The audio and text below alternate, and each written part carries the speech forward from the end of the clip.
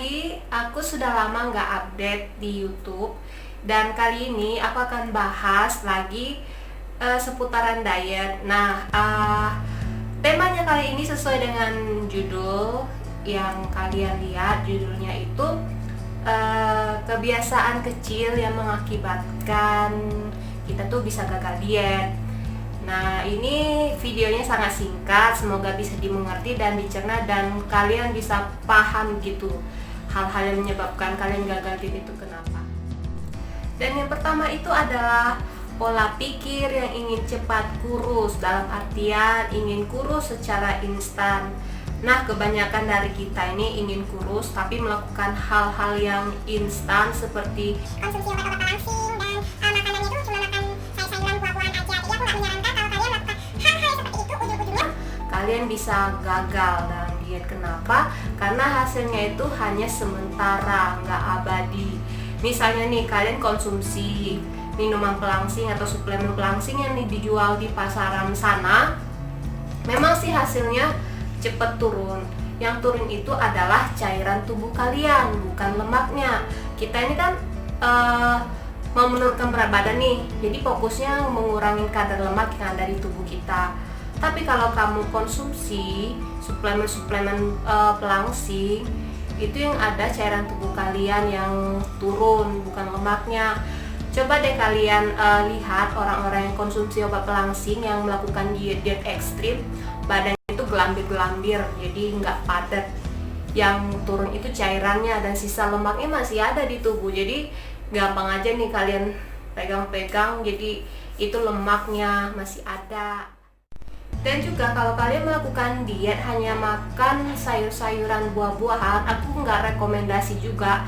Karena apa? Penyebabnya sama aja dengan minuman pelangsing yang tadi aku jelaskan. Karena yang turun itu hanyalah cairan tubuh kalian.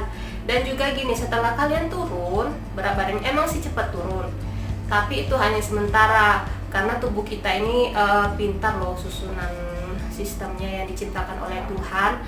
Karena ketika kita sudah selesai nih mencapai berat badan ideal dengan diet ekstrim yang nggak makan nasi, cuma makan buah sayuran, nah tubuh kita bosan nih makannya itu terus. Jadi timbullah kebosanan dan akhirnya mengirimkan sinyal ke dalam otak kita ini, dan akhirnya bertambahlah nafsu makan kita seperti biasanya, mungkin bisa 2 kali lipat, dan akhirnya berat badan kita kembali mengembang.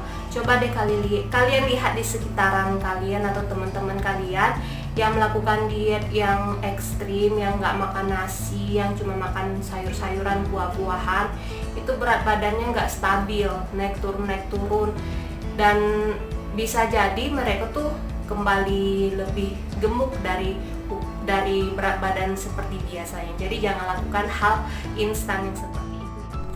Dan yang kedua itu adalah pola tidur yang berantakan alias begadang. Nah, bagi kita nih yang usia muda dan nggak menutup kemungkinan juga di usia-usia anak-anak dan usia tua, kita tuh sering sekali begadang. Aku juga sering begadang sih, aku juga nggak mengelak itu.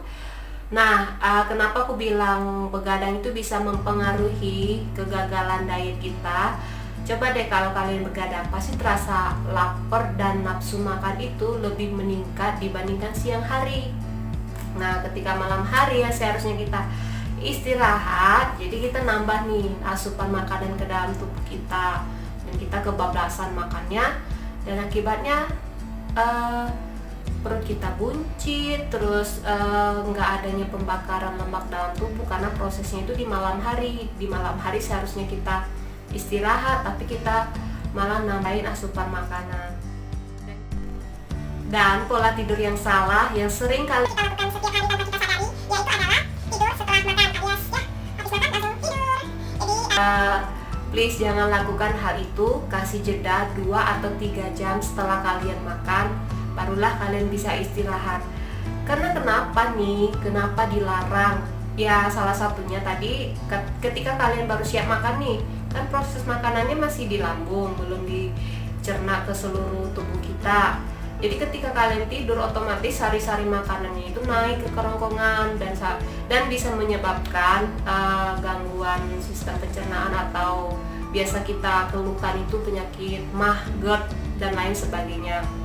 Jadi kalau sudah kena mah dan kalian berobat nih ke dokter, pasti dokter akan menyarankan kalau habis makan kasih jeda 2-3 jam.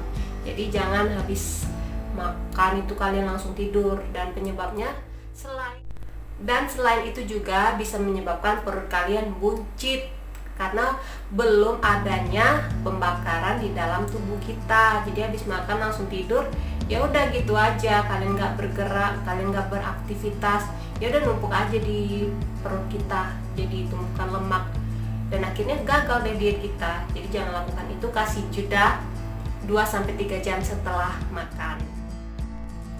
Dan yang ketiga itu adalah pola makan yang salah.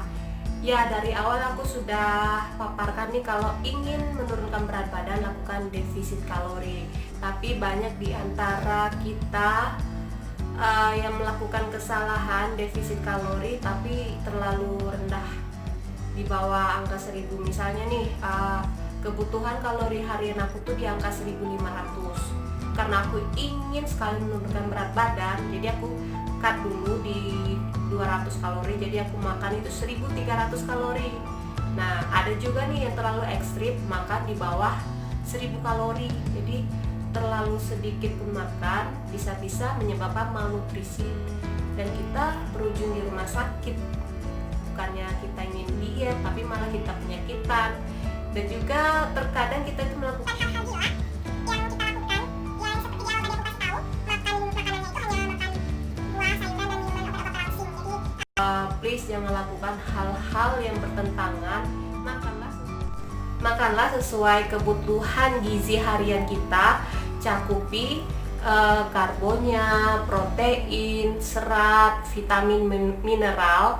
Jangan kalian cut ketiga bagian ini, karena di tubuh kita ini ya sangat membutuhkan 3 makronutrien ini, yaitu karbohidrat, protein, lemak, dan beberapa serat mineral lainnya. Jadi kalau kalian langsung cut nih, nggak makan nasi, kalau kalian nggak makan nasi, kalian bisa melakukan beberapa pengganti sumber karbo, asalkan kalian kuat ya. Jadi di sini aku menyarankan kalian makan aja nasi, jangan takut, karena nasi itu bukan salah satu faktor menyebabkan kalian kegemukan. Tapi yang menyebabkan kalian gemuk itu adalah pola makan kalian yang salah, dan kalian itu jarang bergerak alias jarang olahraga. Jadi jangan skip kebutuhan makanan kalian, karena kalian bisa saja berakhir di rumah sakit. Nah, yang keempat ini sering nih kita lakukan bagi para cewek-cewek yang ngakunya ingin nurunin berat badan, tapi ya untuk gaya-gayaan, yaitu ya gaya-gayaan olahraga. Aku susah sih mengembangkan kata-katanya apa, jadi itu gaya-gayaan olahraga. Kenapa nih aku angkat sekarang? Karena bisa kalian lihat dimanapun orang statusnya olahraga, tapi ya buat gaya-gayaan. Ya gitu deh, bisa kan, ngerti kan maksudnya gimana? Karena gini ya, kalau kita fokus ingin menurunkan berat badan, pasti lupa nih dengan hal gaya-gayaan atau untuk postingan-postingan ke media sosial kita. Jadi aku sarankan kalau kalian ingin serius berolahraga, lakukanlah olahraga itu minimal aja 15 menit atau setengah jam. Setelah itu baru deh kalian bebas mau pamer-pamer, mau instastory, mau foto-foto untuk upload di media sosial kalian.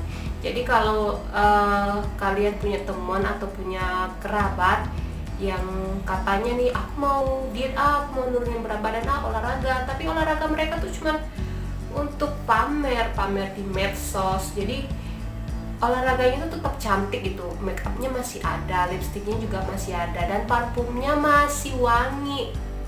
Jadi nggak ada keringatan. Justru kalau kita yang olahraga, yang fokus menurunkan berat badan, itu nggak ada asli-aslinya cantik. Dan kalian bisa lihat foto aku yang ini aku asli after olahraga nih. Jadi kalau kita yang fokus olahraga itu rambutnya aduh kemana-mana, keringatnya bercucuran sampai ke sini. Bukannya masih tetap cantik, bedaknya masih ada, lipstiknya masih ada, enggak. Jadi kalau kalian lihat temannya seperti itu yang kebayang kayak Ani, kalian ketawain aja ya.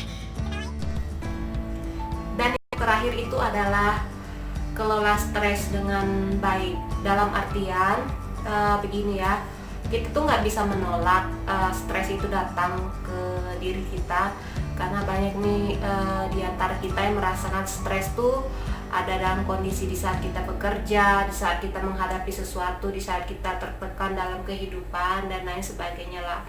Tapi jangan terlalu berlarut-larut. Jadi kalau misalnya kita, aduh aku stres banget nih dalam pekerjaan, ya udah kalian stop dulu kerjaannya, lakukan dulu relaksasi diri. Setelah kalian tenang, baru bisa kalian lanjutkan pekerjaan kalian. Dan kenapa aku bilang kalau stres ini bisa menyebabkan kalian gagal dalam diet? Biasanya nih ya, kalau orang stres itu pelampiasannya ke makanan dan juga ke tubuh kita nih. Kalau dia juga ikut stres, itu akan mengirimkan sinyal-sinyal hormon ke otak kita dan mengakibatkan kita itu makannya kebablasan, porsi makannya meningkat 2 kali, dan akibatnya berat badan kita bertambah. Memang sih ada yang ngasih tahu kalau ya udah kalau kamu sedih, kalau kamu stres, ya udah makan aja. Boleh sih makan, tapi kebanyakan di antara kita itu terlalu berlebihan makannya, sehingga menyebabkan kita itu naik berat badannya. Seperti aku dulu ya, aku dulu emang pernah stres berat karena kehilangan sesuatu, dan akibatnya aku lampiaskan ke makanan. Aku makan apa aja yang aku mau, tahu-taunya aku obesitas dan berujung dengan beragam penyakit yang aku derita. Jadi aku nggak mau seperti itu. Jadi kelola stres dengan baik. Kalau kalian butuh teman, kalian bisa curhat. Kalau kalian jenuh dengan kehidupan sehari-hari kalian keluar dari zona itu, cari tempat hiburan dan cari kesibukan kalian yang bikin kalian itu merasa percaya diri kembali. Nah, itu tadi sedikit penjelasan dari aku mengapa kita bisa gagal diet, dan itu ternyata sumbernya dari kebiasaan-kebiasaan kecil kita yang tidak kita sadari. Semoga bermanfaat, semoga kalian menyadari dan secepatnya sadar dan secepatnya berubah, dan kalian mulai deh terapin ke diri kalian pelan-pelan aja dulu, jangan terlalu ngegas, takutnya kalian malah makin pusing nantinya ya, karena ketahanan tubuh kita itu berbeda-beda. Jadi kalau kalian ingin menerapkan hidup sehat atau menurunkan berat badan, jangan kalian lakukan hal-hal yang instan. Lebih baik kalian berproses dan nikmati step by stepnya dengan baik. Dan aku akhiri semuanya, sampai jumpa dan tetap semangat dalam penurunan berat badan.